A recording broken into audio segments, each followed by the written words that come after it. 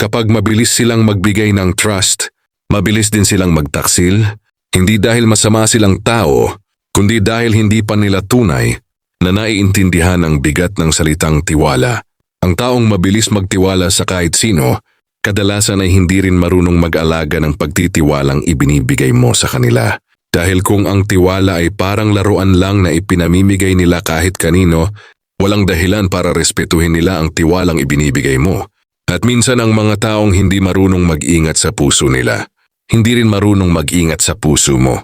Kaya kapag may taong parang sobrang open agad, sobrang clingy agad, sobrang ikaw na agad mag-ingat. Hindi lahat ng mabilis magtiwala ay loyal. Minsan, sila pa ang unang mawawala kapag may dumating na mas bago, mas exciting, o mas convenient. Kaya tandaan mo, ang tunay na tiwala, hindi minamadali. Pinapatunayan, pinapalaki, pinapangalagaan. At kung hindi nila kayang gawin yon, baka hindi sila ang dapat mong pagbuksan.